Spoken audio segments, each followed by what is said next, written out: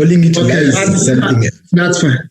Yeah. No, I think I'll take you out of your misery because I actually sympathize with you. But it's not right what you are doing, you and the others.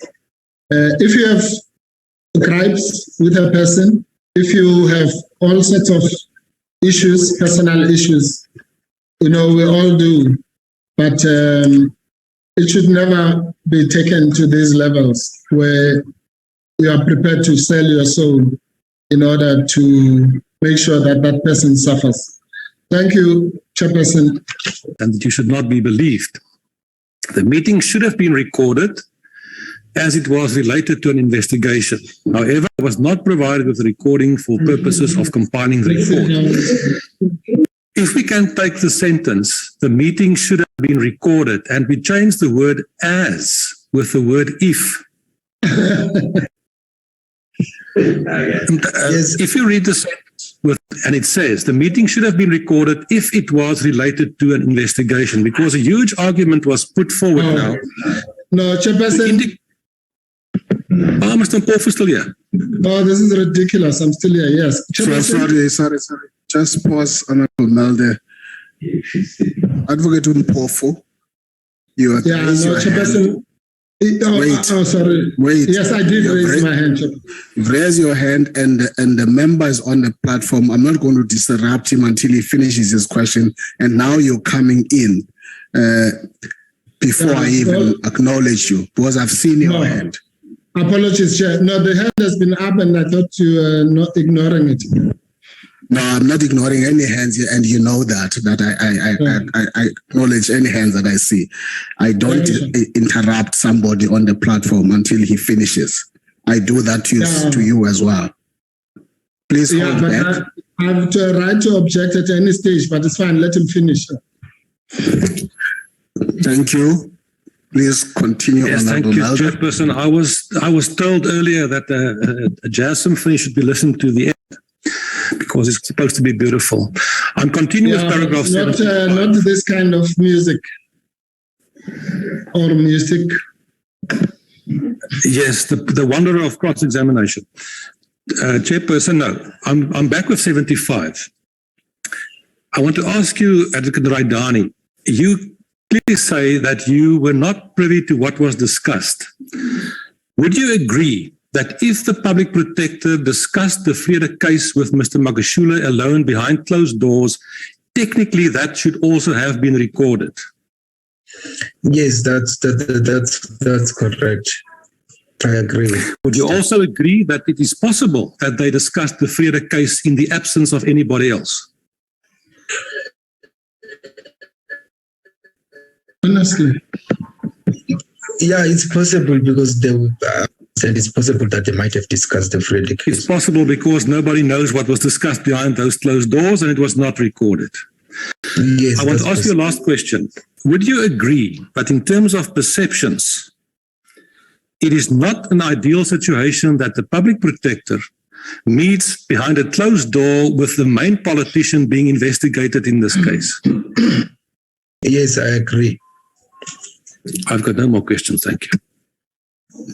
Thank you, Honorable Melder. Before I go to the next Honorable Member Mananiso, Advocate Mpofu, I recognize your hand. Yes, thank you, Chairperson. No, I wanted to ask you to stop this, what Honorable Mulder is doing, where he even goes as far as trying to edit the affidavit that the witness has confessed is wrong and does not express what he was saying. That's really, Chairperson, this is an abuse of the system. And it moves now from the sublime to the ridiculous, because we cannot allow a situation where this opportunity for members to ask questions, which is an important part of the process, is allowed to be abused to try and repair the irreparable. Number two, on top of that, I have protested here that I'm not given the right to ask questions arising from the members' questions, and which is totally unheard of and unfair. But you've made your ruling about it. You only give that opportunity to the evidence leaders. And that is why this opportunity is then open to such abuse by the Mr. Mulders of this world. If people have come here to try and push a particular agenda and with preconceived ideas, that's fine, that's their privilege, or predetermined outcomes. We've seen it in the past 3 weeks that the questions only go to a particular direction, with the notable exception of Honorable Heron, who's very exemplary, and other people. But that's fine. The people are free to do that. But really, let's not push it to levels that are just laughable in front of the public, because it means we're undermining the intelligence of our people. Because I could say that, I mean, is it possible that Honorable Mulder is a racist? And then someone says, yes, it is. And then what? What kind of question is that? How can you say to a witness, is it possible that they discuss this? Possible based on what? Anything is possible. Is it possible that pigs can fly? Yes. But really, let's not undermine the intelligence of South Africans. Our people have paid a lot of money for this process. No, Chairperson, I want to say the last point, which is that you've made a point. I don't want you to make a statement. You've made your point. Okay. It's clear the point you're making. Fair enough. And I object in the strongest possible terms. It must not be allowed. It's wrong, and it's unfair, and it's unparliamentary, and it is not in line with the oath of office that everyone has taken before God here to thank you, Advocate, to make sure that they follow their conscience. Thank you, Advocate. You cannot follow your conscience by being so biased. I want you to stop, Advocate Mpofu. Thank you, Chairperson. I'm finished. I'm finished here. Thank you. Just hold back, Honorable Melder. I'm going to attend to this issue. I think it's important that the point is made here and very clear. The last thing that you're going to do, Advocate Mpofu, is to tell members how to ask the questions. That's the last thing you're going to do in the members' session, interacting with the witness. As a chair of this inquiry, I'm never at any point going to allow that, because they don't do that to you as to how you need to cross-examine a witness. That's the first point I want to make. They do, and you allow it. Not having a dialogue. No, but you can't misrepresent the facts. You have allowed people to interrupt my cross-examination. I'm not having a dialogue with you. Please, I'm now addressing this meeting. Thank you. And so the second point I want to make to you, all of you colleagues, and in response to this, and I'm hoping that you're going to refrain next time in terms of even attempting to patronize members here and begin to say this one is better than this one, I prefer this one, because that's not what we're going to allow here. Thirdly, and very important, no, don't insult me, Chairperson, please. I've not recognized you to speak. I hope you were not going to do that. I've not recognized you to speak. Okay, my hand is up. If your hand is up, you know how to put your hand up. You don't interject as I'm speaking as a chair. And the third point I want to make, which evidence leaders do, you do, every member will be in his or her own right to make any hypothesis here. But Honorable Mulder did not change what the affidavit was saying. He made an hypothesis about that affidavit, and that's his way of questioning the witness.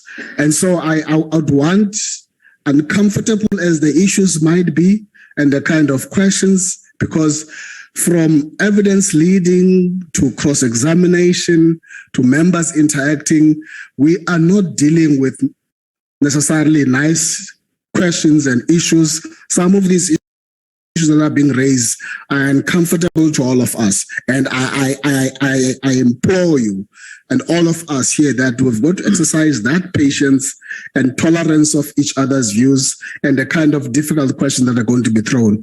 When there are issues that are irrelevant, you know that you have all your right to raise your hand and indicate that Chairperson's issue is irrelevant to this motion in this way. And there's no reason why I should not respond to that as I do to all other members. So I really want to make those points before I proceed to the next honorable member, which is Honorable Mananiso. No, Chairperson, you said you were going to recognize me. My hand is up. I want to respond. I did not say I'm not recognizing you. Honorable Mananiso has not even spoken. I would like you to be patient, Advocate Mpofu. Chair, I'm pleading with you. Let me respond and then we'll move on. I'm acknowledging you. You are going to speak. I don't want you to, you need to keep your cool as you have done always. Advocate Mpofu, I now recognize you. Thank you, my Chairperson. Chair, I'm saying the following. I'm not saying it for the first time. Firstly, what you're saying is not true. Remember, the statement that that Honorable Mulder has just made about jazz and all that was made in the context of you allowing people to interject and to come in the middle of my cross-examination. That's how I made that statement. And you have allowed that. So it's not true to say that I might not object like other people object during my cross-examination. It's simply not true. It's not borne out by what has happened in this committee at least. So let's put that aside. The second issue is that I have a right to object to any unfair treatment of Advocate Mkhwebane as perceived by her or by me representing her.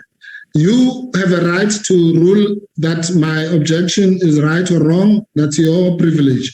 But mine is to object, and I will not be intimidated from that responsibility.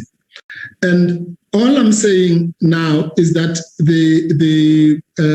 it's also not true to say that Honorable Mulder did not change the affidavit. He did. He changed. He said you must move the word as to and put if. If that's not changing, then my name is not Dali Mpofu, because that is exactly what he was doing. And that, Chairperson, is not allowed. That is not me dictating as to how members should ask their questions. Members can ask their questions, and I have no particular discomfort with questions being asked, whether they are in our favor or against us. With that, that's fine. That's par for the course. I've done that for many decades, listening to questions like that. But the issue is that you may not allow a situation where there is a blatant unfairness, such as the one that you are allowing now. Number two, and this is my last point, you are quite right that I'm entitled to raise issues of irrelevance, and I have done so. But the problem with that, Chairperson, and yesterday you raised my voice at me because I was raising this point, and I was not raising it negatively. When I was saying you should get advice on some of these issues, because it's not your area. I'm a lawyer. I'm not a doctor. So if someone talks to me about medicine, I will humble myself and try and find out. And I was saying the following. You, Chairperson, you don't know what the meaning of irrelevance in terms of evidence is, because irrelevance is not the same irrelevance that's used in our everyday language.